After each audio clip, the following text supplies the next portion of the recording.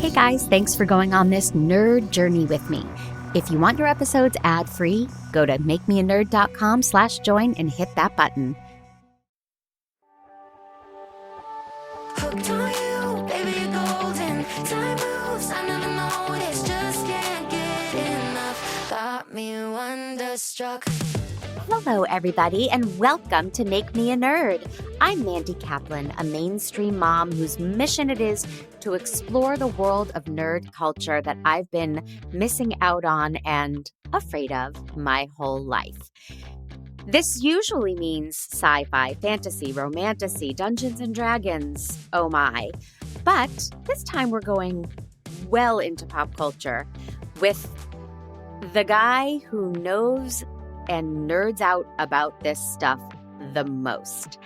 My guest today is a returning guest whose accomplishments are vast. Abdi Nazemian is the author of Only This Beautiful Moment, winner of the Stonewall Award and the Lambda Literary Award, and Like a Love Story, a Stonewall Honor Book, and one of Time's 100 best YA books of all time. I'm probably going to start to cry as I read this. He is also the author of the young adult novels Exquisite Things, Desert Echoes, The Chandler Legacies, and The Authentics. His novel The Walk-In Closet won the Lambda Literary Award for LGBT debut fiction. His screenwriting credits, as if that's not enough, include the films The Artist's Wife, The Quiet, and numerous television series. He's been a producer, executive producer, or associate producer on numerous films, including, a little movie no one saw called Call Me By Your Name, Littlewoods, and Scotty and the Secret History of Hollywood. He lives in Los Angeles with his husband, their 2 children, and their dog, Disco. But his greatest accomplishment was being my roommate and my dearest friend. Welcome, Abdi. That is 100% my greatest accomplishment. Yes. There you go. We had fun. God, we had fun. We were young and we were nerds. Well, I didn't think of it then. And I remember you came on to do Mommy Dearest, and I said, the concept of my podcast is, make me a nerd. And you said, I'm not into sci-fi and fantasy, so I'm not really a nerd. And I said, okay. So we did Mommy Dearest because you could nerd out about that.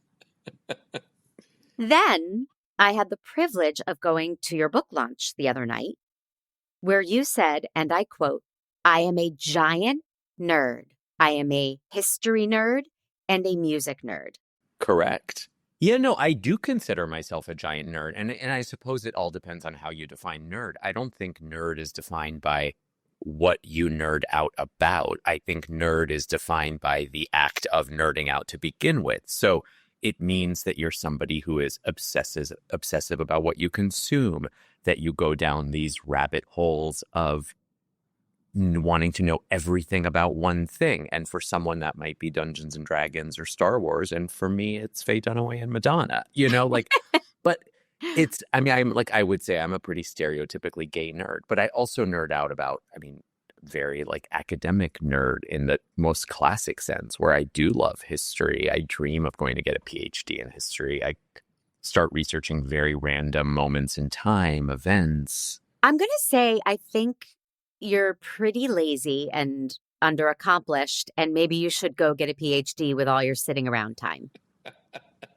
That's my retirement dream. Okay. But yes, wouldn't that be amazing? Yes. Because then you'd have to call me doctor. I can do that anyway. Dr. Abdi has a nice ring to it. Doesn't it? Now, you called me cute before I started recording, so I will call you whatever you want. I'll call you by your name. But you have no proof. You have no proof that I called you cute. I know. It's not recorded. Screw you. So when I said, do you want to come back on the podcast? You said yes. And I said, history or music or what? And you pretty much cut me off and said, Madonna's Truth or Dare. That's correct. That was yeah, that you knew. So what is your history, first of all? Do you remember seeing it in the theater? Do you remember what you were wearing? I want to know all the details. How many times? Go. Oh, wow. Okay. Documentary from 1991, by the way, right? I thought it was 1990. Am I right? It might have been released in 1991. Oh, God. See? I need to nerd out. I need to nerd out by looking this up right now. But okay, I'm going to tell you 1991. You're right.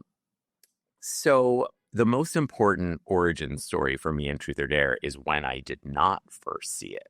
And that story is that in 1991, when it came out, I was already the world's biggest Madonna fan. I was, in 1991, I suppose, 14, 15, depending on the month it came out. And I was a big theater kid because I'm also a theater nerd. And I was in the Spanish play because I'm also a language nerd. I speak 6 languages. See, we're just going to cover all the nerdiness I am. But so I was in the Spanish play at my school. Of course, in high school, there are no understudies. And I was living in the New York East Coast area. And so Z100 was the pop music station. Elvis Duran in the morning, right? Right. Yeah. So they had a contest. And the 100th caller got to attend the New York premiere of Madonna's Truth or Dare, at which she would wear this corset that has become legendary. I mean, it's in Madonna lore, one of the most important nights. I was the 100th caller, little teen me. And, of course, the Madonna Truth or Dare premiere was the same night as the Spanish play. And I knew that if I dropped out of the Spanish play to go to this, I would likely never get cast in theater again, which was something I needed for my well-being in high school. And teenage me chose the play. And so I did not attend the Madonna Truth or Dare premiere. And to this day, I wonder if I made the right decision or not. My deepest condolences. That sucks. Thank you. Thank you. And then when I did see it, the weekend it finally came out, I was at home and my grandmother was visiting. I'm from Iran. My parents were pretty conservative growing up. My grandmother, whole different story. I mean, you have to talk about like a real cultural disconnect between what Madonna was doing and what my grandmother understood of the world. And my parents told me I had to spend that Friday night with my grandmother because they were out. And so I said, well, then I'm taking her to see Truth or Dare because it's opening night and I must see it. So that's how I first experienced it. If I may, sidebar. I took my Nana to see Silence of the Lambs when it came out. And I can't remember the circumstance, but she was like, okay, if you would like to, sure. And I have a vivid memory of being like, oh, what have I done?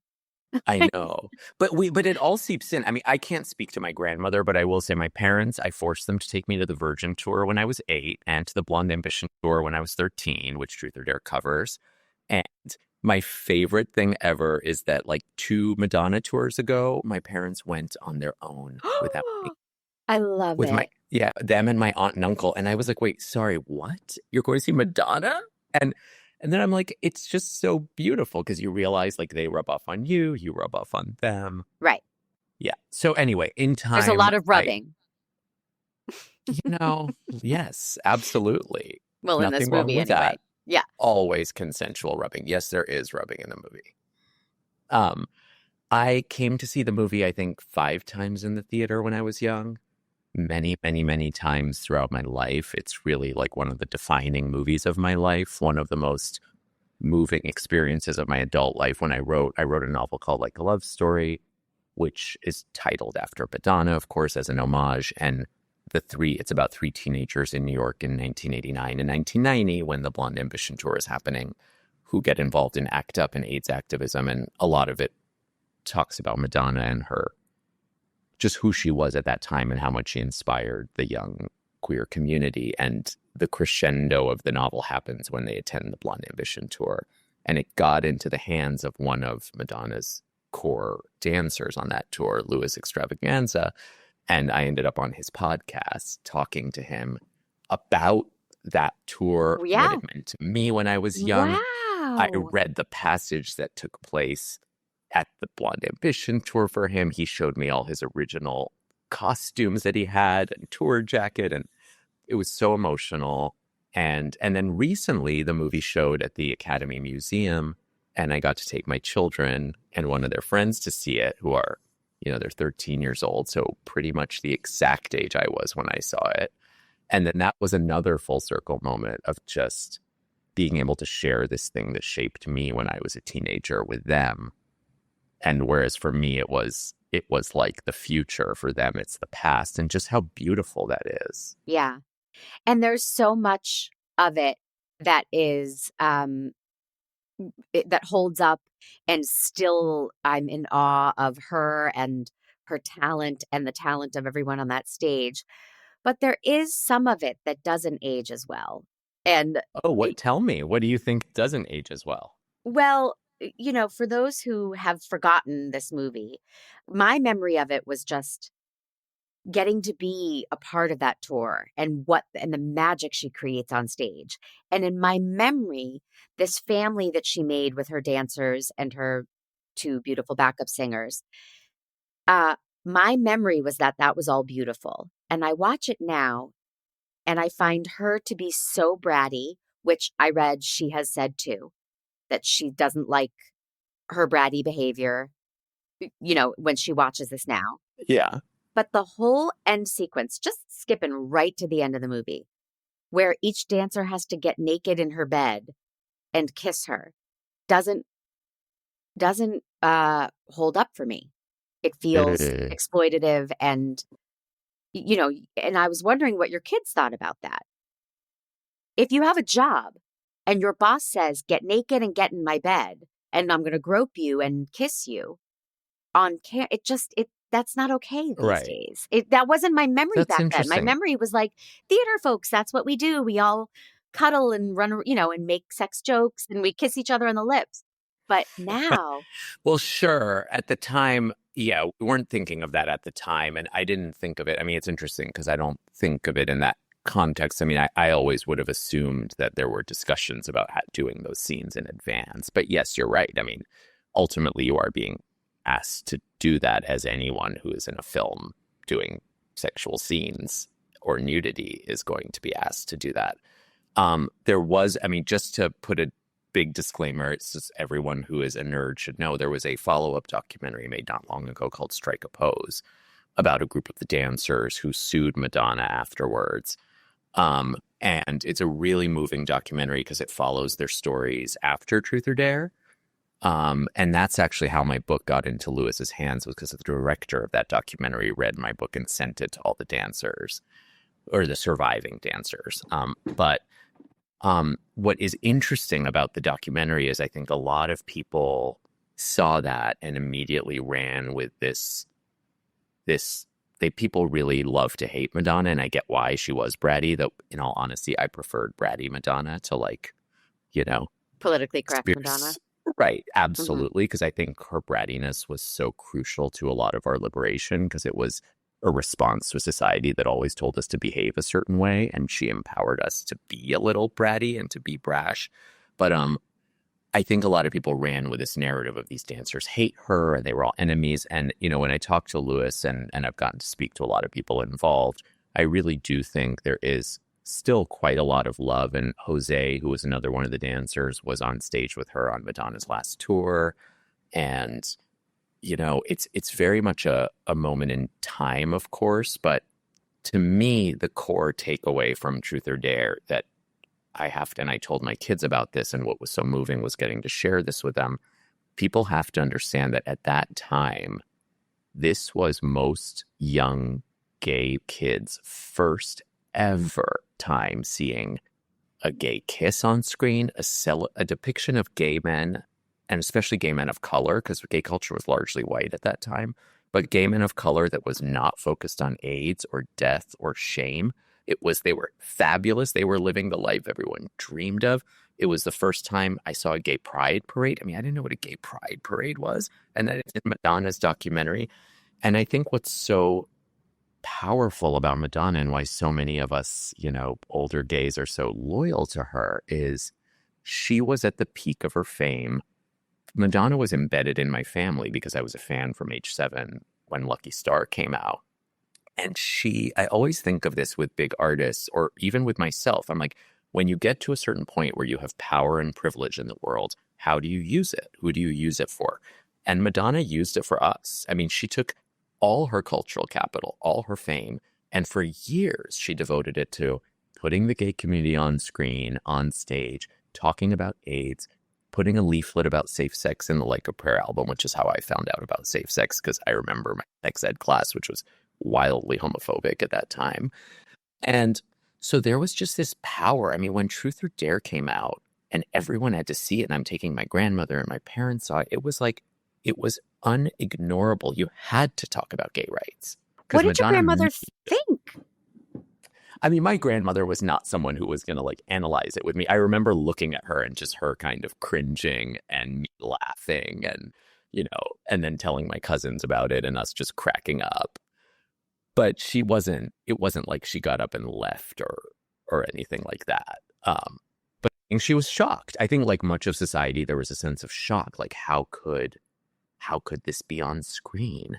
How could a woman expose herself in this way? How could gayness, which had been so closeted up to that point, be so vibrantly celebrated? Well, one of the things that struck me is there is nothing about this movie that is the mission statement of it. It's not a movie, it's not a gay movie like to introduce the world to gay culture. It's her story of her tour. Her world she was surrounded by these fabulous gay people. So that they all had to be on screen as they were. But I don't think it's set out to, which I think is good. I think that's good. It is. But think about most music documentaries, and I love music and I love documentaries, so I see most of them. They largely focus on the central star. And while Madonna is certainly the central star of Truth or Dare, those dancers are a huge part of it. And there is no gay person in my generation who's a Madonna fan who does not know Jose and Luis and Slam and Gabriel Carlton and Oliver. We know them by name. We know their faces. We thank them for our freedom. Like those, she made them stars. And yes, once it ended, her star went on and a lot of them didn't retain it. And those are complicated discussions we have to have. But I mean, Jose and Luis like remained in her life for quite a bit of time. And she actually sang backup on their debut single, which is fascinating. And nobody knows about that. But, you know, I think the thing about Truth or Dare, and I'm sure it was intentional because I have had some conversations with people, is she made such a point of humanizing those dancers. She wanted the audience to get to know them as people, to love them, to see their fear. And, you know, in Strike a Pose, there's a deeper part of the story we don't know. Like Slam talks about how he was HIV positive during the tour and had to hide that and was so afraid. So as Madonna's getting on stage talking about AIDS and doing a benefit show for Keith Haring, he's dealing with his own sense of fear and shame. I mean, there's all these, you could go deeper into them, but I still think like the power of the most famous woman in the world at that time using her privilege to make this documentary that humanized a whole group of queer men of color is, looking back at what she was filming it in 1989 and 1990. It's batshit brave. It's beautiful. Yeah. I take nothing away from that. I think had the tagline been like, come see queer dancers, people might have stayed away. So the tagline of the movie is like, come see Madonna. And what you got was this beautiful world behind her and around her. And I thought that was the right way to do it. Oh, I agree. And I think that that's a very interesting point. And like in Europe, where Truth or Dare is not a game people play, the movie was called In Bed with Madonna. And so that very much literally. Mm-hmm. Yeah. And the poster was her in bed. And I think there is, of course, you sell the tickets based on the fame and the promise of seeing this woman who's sexually liberated. And then the surprise is, oh, you're going to get a whole movie about what it is to be in this. It's basically, to me, it's a chosen family movie. When you think about, right? Yes, of course. So that's what I love about it. And that's also, I suppose, the first time I understood what chosen family was, that the gay community and queer people would create these little families because often they didn't have that in their own family structures and communities. And the idea of like that mother figure who takes everyone in. And of course, some of it is an illusion and some of it ends, but it's beautiful. She calls herself their mother. She makes a big point of it. They're all her babies. Part of me bristled at some of that, especially when she said in a pre show prayer circle, I don't care what you do with your lives after this tour. I That to me is like, what? You're taking them in and calling yourself their mother. How about saying, I do care deeply about what happens to you after this tour? That's where the Madonna of it I bugs me know. because Well, and she that's, says I shit like that know. just to be like, I can say whatever I want. And that bothers me because they all put their faith into her. Yes. And I always say, like, as a Madonna fan, like, she is like sometimes a sadistic dom top, and we're like, do whatever you want with us. But it's also the thing I love most about her is, for example, I've sent my book Like a Love Story to her through quite a few people who know her, who I'm friends with. She'll never respond, just as she hasn't posted about there's so much in the culture about her, from Pose paying a tribute to her to RuPaul's Drag Race paying tribute to her. She never acknowledges any of it. She never posts about it. She never talks about it. And in a way, I think part of the gift of Madonna is that she doesn't coddle anyone. And I really think when I think about like who I am now, and I know it sounds so silly because of course I was shaped deeply by my family and by school and all that, but she was the biggest artist of my childhood into my early adulthood. And there was a sense of like, what she taught you was go do it on your own, go do the work, go be brash and brave and take the risks. Like she was a model. And she never coddled any. It was always like, yeah, go do it. You have the ambition to do it, go do it. Like, it's not my job to like. But I've known you for, oh my God, 20 plus years. You are not hurtful. She can be hurtful. I don't mind brash and bold and brave. And, when she's like, I'm not going to change my show because we're in a conservative town. Fuck you. Great. Love that.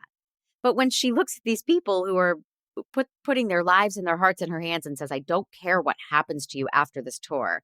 That's like, why do you have to say that, Madonna? Why? But my experience watching it now as a mother and an old lady, I was mostly concerned about their knees and their backs. Like that was my dominant thought was, oh God, that is not okay for your knees. No, don't put your neck through that chair that way. That is not, you're going to have such problems in your older age. Well, I think she has had some problems. Her and all the dancers, right? I mean, I was so concerned for their bodies. I know what they did. But the choreography is so magical. And I will say, unfortunately, the Blonde Ambition Tour is not available to watch outside of Truth or Dare. But so much of the best choreography didn't even make the cut because Truth or Dare is going back and forth between the tour and the behind the scenes. So there's inevitably, like, my favorite choreography in the whole tour is in Like a Prayer, where there's this segment where it feels like they're floating across the stage. I don't know how they do it, but it's so magical. And yeah, but I think among many things about the movie that is so special is it was, and I think most people agree with this, the first time a pop concert felt truly like a piece of theatrical spectacle. Oh, it's so beyond and it changed, a concert. Like it changed. But post Blonde Ambition, as someone who's an avid follower of pop culture, this is what a pop concert is. I mean, now you go see any pop artist and it is a version of that. Multimedia and yeah. Multimedia, different sets, different, you're telling a story, putting storytelling into the choreography. Before that, it was an artist singing and dancing to their songs. One complaint I have about the movie is because I didn't see Blonde Ambition, and now I don't, and now you're telling me I don't have access to it. I wished rather than showing full songs, because he chose to show all of Holiday, which to me is like, okay, it's cute, fine, they're doing grapevines and bumping hips. I wanted to see more snippets of different songs. Yes. You know what I mean? I wanted to get a feel for, because she went through such a musical growth from 84, 83 to 89 and 90. So I wanted to, that would be a minor complaint I have. Like, give me more of the looks and the choreography and the stories of each song rather than total songs. I would agree with that. I think there's quite a Yes. bit that's not. I mean, look, you're telling me your complaint is you want more. I'm like, yes, I want more. I want to share the like 12-hour version. Give me all the footage. Um, I think there were big choices made in there. I mean, another thing, one of my favorite parts of the movie, that rewatching it now as an adult, I didn't see it the same way as a kid, but as an adult who's grieved and seen more of life, the part where she goes home and goes to her mother's grave, which is a very odd way to film that, but it also is so powerful. And to get a sense of her relationship with her brothers, especially her brother who was an alcoholic, and just the sadness of her going back to Detroit was really powerful to me as a grown-up, in a way that when I was a kid, that wasn't a section I particularly gravitated to. Yeah. Well, there's a sadness through the whole movie. I felt she's very lonely. And I wanted to ask you why you think they chose a grainy black and white look. Part of it, there were shots that I felt like they were going for a Marilyn Monroe feel. Like, particularly when she's walking, you can only see the back of her head, and it looks like it could have been shot in 1955 of Marilyn. And the look of the film, juxtaposed with how bright things are on stage, it's this washed out, grainy, black and white look that just made me feel sad for her. She I know. seems very lonely and Oh, absolutely. driven. She seems happiest when she's hanging out with Sandra Bernhard. And it breaks my heart that that's only, 3 minutes of the movie where you're like, oh, she gets to have breakfast with her friend and gossip and have fun. I wanted more of that for her. I think that people often ask me, I think the thing about Madonna that's so fascinating is people associate her so much with sex and sexuality. And I really think if you're a follower of hers, as I am, the great through line of her work is grief. And it is like the response to grief is to try to outrun it and to save people and to dance because you think the world is ending. Like, everything about her work is like there's a desperation, and it's the core is her mother dying when she was young, all her best friends dying of AIDS when she was young, including her mentor, her closest friend, her artistic friends. And so I think when you really look at her and the bulk of her work, there is a core sadness to it. Like, it's Definitely. very sad, which is why Yeah. I think it's so powerful. Even when she makes dance music, it feels like dance music for the end times. There's a sense of like, I have to dance because I may not be here tomorrow. And I really think that maybe the black and white is I'm sure Alec Kashishian, the filmmaker, who clearly she gave him quite a lot of leeway from everything I've read, and he was so young when he did it, and I also love that about her. 26. Yeah, and she always took risks like that early in her career. I mean, until very recently, I feel like she would always hire some young person no one had ever hired before, and that's part of why her work always felt so fresh and vital and underground. But I always think of The Wizard of Oz. Like, anytime I black and white or sepia juxtaposed to color, I think about how it's like you're looking for Oz. You're looking for this dreamland, this fantasy. She's trying to create a fantasy where you can outrun all that stuff. But it only happens on stage for her, which is interesting, But isn't according that to the this truth? movie. Yeah. Well, not for everybody, but for her, especially at this time of her life. Yeah. I felt like she was only really alive on stage. And the rest of it was yes. gargling and trying to save her voice and having her makeup touched up every 3 minutes. And I've been to that doctor. I've been to Dr. K, the doctor who is in the movie doing the consult check. But I have to say, like, because I do think Truth or Dare is one of the great gay films of all time. And if you talk to a lot of gay men of my generation, I think they would list it as one of their favorite kind of seminal films. And every time people ask me, because I'm so obsessed with divas, as you know, old Hollywood, Judy, Joan Crawford, Rita Hayworth, Marilyn, you name it, Madonna. People ask me about this. And in Like a Love Story, there's a scene where someone asks, like, why did she name her albums Like a Virgin, Like a Prayer? And there's a conversation that happens in a record store. And I really think the reason, because I became obsessed with all these icons between the ages of 7 and 10. I didn't know that gay was a thing. I didn't know I was gay. I didn't know it existed. I didn't know it was a community. I didn't know these were gay icons.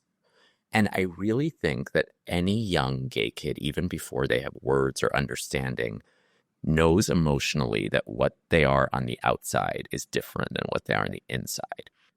So I think the key to why certain people become gay icons is they are an embodiment of that. They show you, like when you see Judy Garland or Marilyn, you feel pain at the surface. When you see Madonna, to your point, she projects this strength but you feel this little girl who lost her mom inside.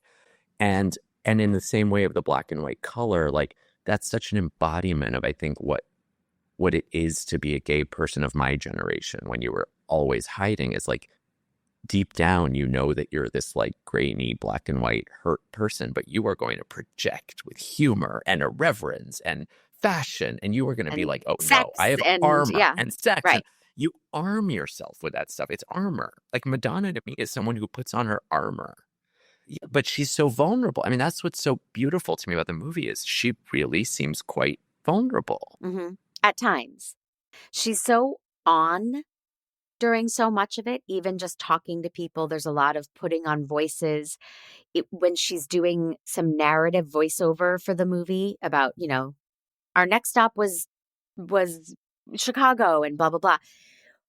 Her voice changes so much even in this movie. And we know it's changed from her youth in the Midwest to then sounding like a New Yorker and Desperately Seeking Susan to then sounding like a Brit. What do you think her true voice is? Her true voice. I think that's a very hard question because, of course, I mean, I think you could argue that her true voice is the voice she had when she moved to New York as this Midwestern girl, but then life changes you. I'm sure my voice is not the voice I had when I moved from Iran, or whatever. Like, I'm sure my voice changed as well. I think the thing that fascinates me about her is everyone talks about her reinventions, and yes, she changes hairstyles and fashions and voices, and yes, she sounded British when she moved to London, and she may adopt certain mannerisms of where she is as a chameleon, but I do think that if you talk about voice not as how someone sounds vocally, but as what they embody, I actually think the core of what Madonna's embodied has been remarkably consistent since the very first album. She started in 1983 as this Midwest girl who was obsessed with the New York art scene, who somehow befriended Keith Haring and Warhol and dated Basquiat and wanted to be a part of the gay community because gay men formed her and were her mentors and dance teachers. And she made art that was about that striving and that need to matter and to bring people together. And that's pretty much what she's done over all the albums and all the iterations. It's the same core thing. Like, agreed. I guess just as shit. A voiceover artist, I'm thinking more in terms of her vocal quality and her accent. And sometimes she sounds like she's got a baby voice, and sometimes she sounds like a real tough, gravelly, like Lainey Kazan. And it's like, it's hard to, even within this one movie, I heard it. I guess have you ever seen her in an interview where she was just simply talking and you saw that fall away, and we got to see, like, vocally, I know what you're saying about her heart, and I agree that's a bigger point. Yes. But yes. I'm shallow, Abdi, and I would like to talk about her accent. I mean, certainly she's done quite a few interviews throughout her career. She does them less now. Her voice has changed quite a bit now. She also now has taken to wearing these dental grills, which give her like a slight lisp, which is very controversial in the Madonna fan community. I don't know. I mean, I don't, it's a hard question for me to answer. I don't know as much of your voiceover artist. I am not. One thing that endears me to Madonna, I will say, like when I think of her interviews, the one that is the most impactful in my mind is the one she did in 1990 on Nightline when Justify My Love was banned. And it was very much like a moment. It was a water cooler moment where like families watched it, and it was, the video portrayed a lot of queer sexuality. She gave this interview. But what I remember so much about that interview is like, she was kind of dressed like a school teacher. Like she was very like official, and she sounded a little nervous. And I loved that. Like I love that when Madonna, like even at the height of her fame, when she went on a show like Nightline, which was out of her wheelhouse, you felt the fear. Or like when she performed for the first time at the Oscars, she did her song from Dick Tracy. She sounded so nervous. Yes, and you she could tell, like, did. Oh, I remember it. people didn't. I mean, I think it's a great performance for that reason, because you watch her battling, like, but it, to me, it's so endearing. It makes you realize that there is this vulnerability, and she knew she wasn't accepted by the kind of people who watch Nightline or the Oscars. Like, the establishment always looked down on her back then, and she was kind of fighting for that establishment approval. And so her voice would have nerves in it. And that, I remember as a kid, really endearing me to her and making me love her even more. Mm-hmm. Yeah. I mean, everything you're saying is so meaningful. I didn't have the same relationship with her. I just thought she was an incredible performer and I loved her music. But she wasn't an icon to me, and she wasn't an inspiration emotionally to me for whatever reason. But I just had all her music and partied and loved it. But did you watch Truth or Dare when it came out? Oh, yeah. I went to the movies. Okay. Yeah. It's funny. It's, and I was a theater kid with a lot of gay friends going through a lot of these struggles. So I was just 100% excited to see what I was seeing. Yeah. But I didn't get to go to concerts when I was little. So it was also a chance for me to get to see a concert before the internet, right? I couldn't just Google clips of concerts. It was a chance to see her backup singer, Donna, doing Belinda Carlisle, which is something I used to do all the time. Oh my God, I love that. I love that scene. I need to point out, I don't need somebody slapping my back to get, like, when I heard it, I was like, that's my impression of Belinda Carlisle. And then they cut, and the other dancer, Nikki, is doing rapid hands on her back. And Nikki, I know. Yeah. So do you remember the moment in the movie where, because we just took the kids this year, and there's a moment in the movie where Nikki is, I think they're in Venice, but she's on a boat and she's kind of like acting like she's drunk and like an old sexy grandma type. And she's like, she's like 2025, we'll still be doing. I wrote it down. Anyway, they mentioned 2025 when they're drunkenly joking about the tour in the future. Yes. Yeah. And so we saw it with this huge crowd of people at the Academy Museum. And when she said that about 2025, people just went nuts because, of course, the joke became reality. Madonna is still touring, and she is still sexual, and she is still doing it. And it's like, here we are, same fucking shit. And there's still homophobia, and there's book bans, and there's all the shit that they were dealing with in 1990 is back. And here we go. Okay, so it even felt gentler in 1990 than what it feels now. And I wanted to ask you briefly about your writing career and what it's like to be a banned author and how it's affecting you. This new book, Exquisite Things, I'm going to admit to you right now, I'm only 40 pages in. You are forgiven.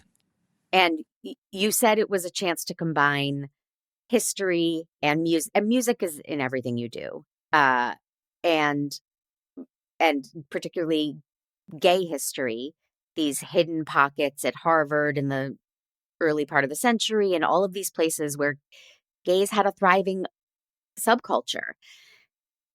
And you're choosing to put out these novels at a time when it's so fucking scary. Can I ask what that's like? And you don't have Madonna's amount of clout and fame and wealth and power to say, fuck you, world, I'm going to do what I want to do.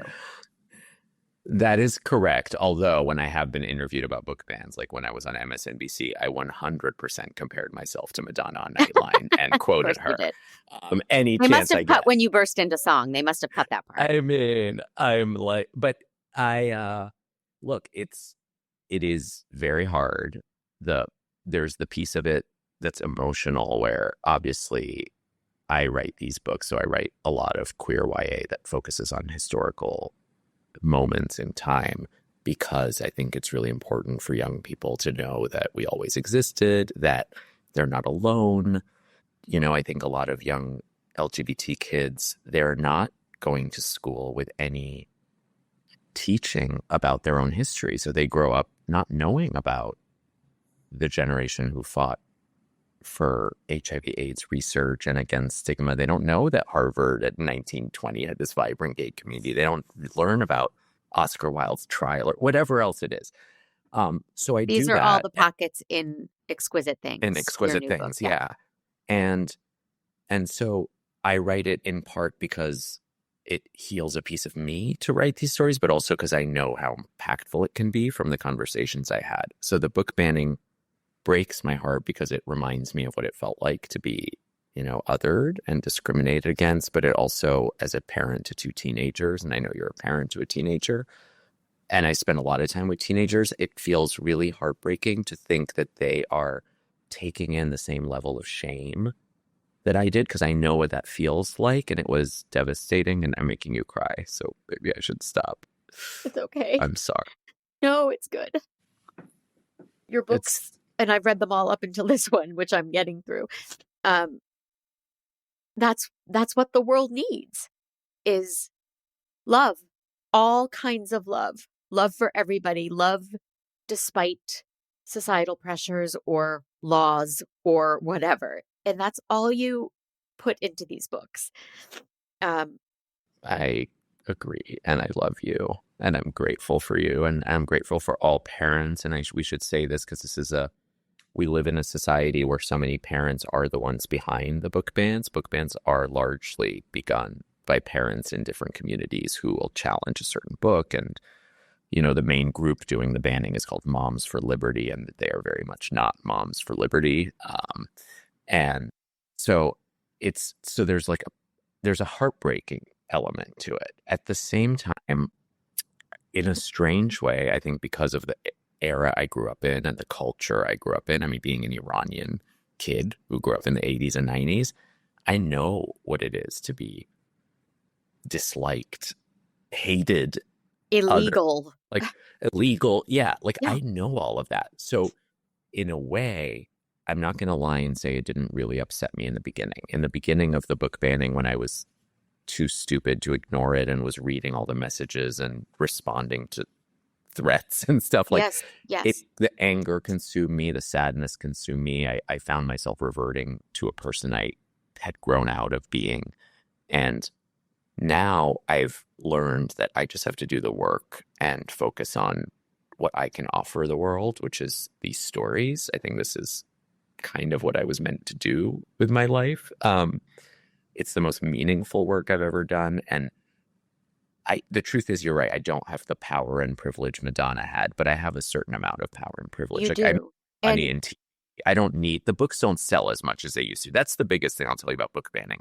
It is a complete illusion that it helps sales. Sales plummet because with young adult books, the vast majority of sales are to schools and libraries. That's how those books are distributed. And when you lose them, which we have, because the kinds of books I write are just not, even in places where they're not banned, the culture of fear means they're not bought. But my whole thing is, I make my money in TV. My husband does well. I have enough that I can take time out of my schedule to keep writing these books. And I do it because I want to, but I also do it now. A lot of people have fled young adult because it's become so politically fraught. And I think a lot of people are afraid for their safety or for their ability to be financially stable. For me, I feel like I have to keep doing it just to prove to the people trying to stop us all that they can't. That's what you said. I've been thinking about it. You just said throughout history, people have tried to keep us down, and we have to keep coming back, and we always will. And you have been so inspiring to, I know, anybody who reads your books, but to me. And I just, on a really literary level, I want to say how much you've grown as an author. And in reading the beginning of Exquisite Things, your character says, his eyes were my once upon a time. And I stopped and put my hand on my heart and had to close the book and cry. That is such a beautiful sentiment. And the way you portray these characters who are being told they can't, but they will, and they're going to, and they're going to find a way to love despite all of these odds. It's very Madonnonian of you. Is that a word? That is now a word. Right? But that's what art can do. And It that's is. what she is saying in this movie, and with this movie, and what you're saying with your work. And I'm grateful to have it all and to be a fan of both of you. Well, More you thank than you. her. And But look, yeah, well, I appreciate that. I will say that I think these are what is cool about a conversation like this that is so focused on Madonna, but where you ask one question about my book is, I can very honestly say I don't think my books would exist without her. I think a lot of what I learned about art and resilience and what it means to be an artist who makes art that is speaking to your time, I learned from her. And I think she taught me quite a level of bravery. And I don't I don't feel at all that when I say I'm a Madonna fan right now as like an older artist, that doesn't mean that I'm out there like chasing her and going to every tour or whatever. Although no, I'm still going to every tour. yes, you You know what I are. mean? But to Yeah. me, what it means to be a fan of hers as an adult artist is to learn what she did as an artist and try to take from the best of what she did and emulate in my own way. I'm never going to be some juggernaut pop star, but in my own way, I'm trying to make art that is speaking to the times, that is doing for young queer kids what she did for me as a young kid. I know what that is. I know what it is when art saves you. And I want to do that. And I want to use art to educate. I mean, her art educated me about AIDS. I go speak to high schools about Like a Love Story, and teenagers in high school tell me they have never been taught anything about HIV or AIDS. It is not curable still. I mean, how could you not teach teenagers who we know are sexually active in 2025? It makes no sense to me. So I feel like I have a role to play in society, and she has hopefully taught me how to do it a little fearlessly and less brattily than her. I love everything you're saying. We're going to get back to some of the more gossipy aspects of this movie. We're going to lighten it up. Ooh, you want yes. to talk about Kevin Costner and Oprah? Of course, and Warren Beatty and all of it. But before we get there, I'm going to do my business. So to stop crying, I only have one tissue in my studio. So I have to, I can't cry anymore. Okay, here we go. Make Me a Nerd is a production of True Story FM, engineering by the peerless Pete Wright. My theme song is Wonderstruck by Jane and the Boy. You can find me on social media on Instagram at Mandy_Kaplan_Clavens, both with K's. And now I'm on TikTok at Mandy Miscast. Please, if you're listening on Apple Podcast, hit 5 stars and write a review. Let me know what you think. What's your favorite Madonna song? What were you wearing when you saw this movie? I know all of you have. I also need you to join the membership. If you go to makemeanerd.com/join, hitting that button will get you your episodes ad-free and early, and my eternal gratitude for helping me continue this journey. Okay, done. First of all, Warren Beatty was her boyfriend when she made this movie. But did they break up in the middle and I didn't hear it? Because then she's trying to get with Antonio Banderas. Oh, yeah. That's an interesting point. I will be honest and say the one thing about Madonna I have never been very well versed on is her private life. Like, I don't care that much, and I never did. So I'm not very good at, I'm very obsessed with her art. I do think she is a truly profoundly great artist. I don't remember much about who she dated I mean, I will tell you that taking my kids and their friend to see it, one of the biggest takeaways is how much they hated Warren Beatty. Oh, he was awful. And I remember at the time people feeling he was unsupportive and cruel. But the interesting thing is, I went into the movie as a fan of old Hollywood as a kid who thought Splendor in the Grass was one of the greatest films of all time, that thought Reds was one of the greatest films of all time. if I were to be honest, I would still put peak Warren Beatty as like one of my top 3 hottest men of all time. Like, so I went in predisposed to like him, even if he was being a bit of a jerk to her in the documentary. My kids who know nothing about who Warren Beatty is were just like, who's that awful guy she's dating? And it's so interesting when you take his stardom away from him and just look at him as a human in that movie. He's just He does grumpy not and come off rude very and well. Yeah. yeah. Okay, well, let's talk about if you don't know about her love life, but I just want to say they don't say in the movie, "Oh, I'm not dating Warren anymore. Now I'm interested in Antonio Banderas." It's just this weird shift for me. It is weird. And of course, the beauty of the fact that she and Antonio ended up making a Vida together Right. in time. Oh, Right. so good. Many, many years later. Okay, here's what I'm truly angry about in terms of Madonna and her recognition. She does not ever get called a songwriter. And she has written or co-written everything she's ever done. Correct. Including on the first album, the majority of the songs, including some of the bigger hits alone. She wrote them without anyone. Why does no one refer to her as a songwriter? I think you know the answer. I mean, we Because she's live a in woman? because she's a woman. I think that the misogyny at that time, especially, but still, was so huge. And she actually was asked. One of my big frustrations about Madonna is she rarely gives interviews about her artistic process. And that might be by design, because maybe that demystifies it, and she knows that. But she was once asked the exact question you said. She said, "Why do you not get recognition as a songwriter?" And she said, "I don't know. I'm credited on all the songs. If anyone wants to know, they can look it up." And, I know I am a receptacle of Madonna stories, many of which I can't share here. But because people know how much I love her, and because I work in Hollywood and people trust me, they come to me with all the stories about her. So I have a vivid idea of what she's like to work with.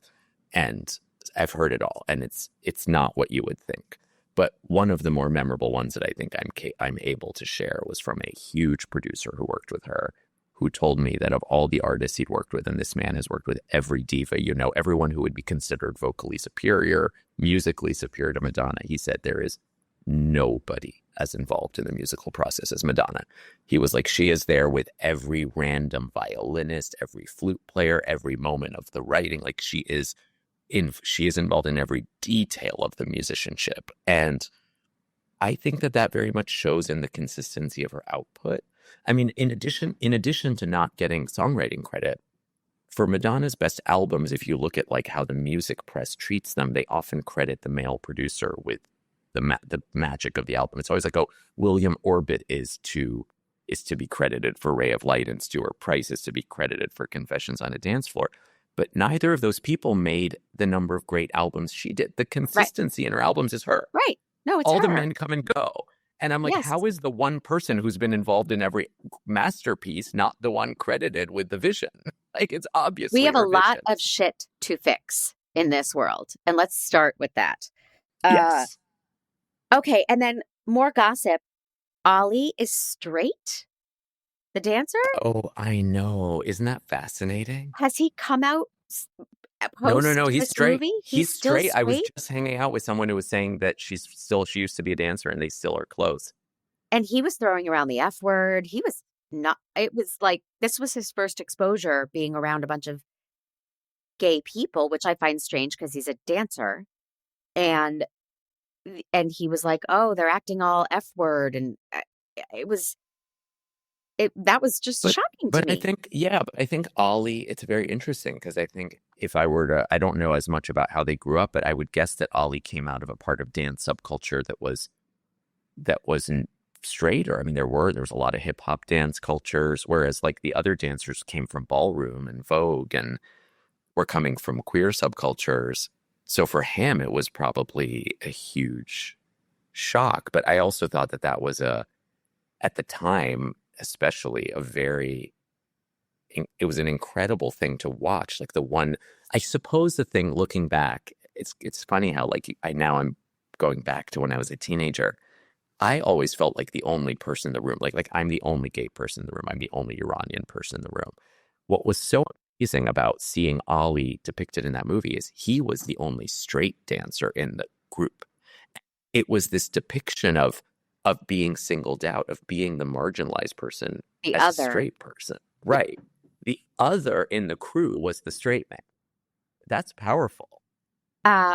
One highlight, because we are wrapping up, but I remember this moment vividly from the very first time I saw the movie, was when her dad says, well, how many tickets can I get on the phone?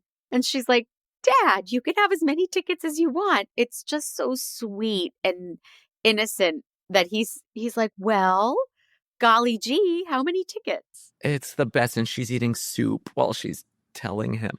It's funny. I mean, I will tell you, I was on the set of a TV show I worked on recently, and one of my best friends on the crew was the makeup artist who I just love. And it turns out she loves Madonna as much as I do. But when I went, I was going to do a TV thing and I was asking her for makeup tips. And then she wrote me a text that just said, did they just do your eyebrows? And I knew immediately she was referencing Truth or Dare. You know, there's that scene where Madonna's trying to talk and they're doing her makeup. She's like, do something else. Just do my eyebrows. Yeah. And so I sent her an image from Truth or Dare, and she's like, I knew you would get it. And so there's also, I think, in Truth or Dare, like the level of inside jokes and secret language, like so many people quote it.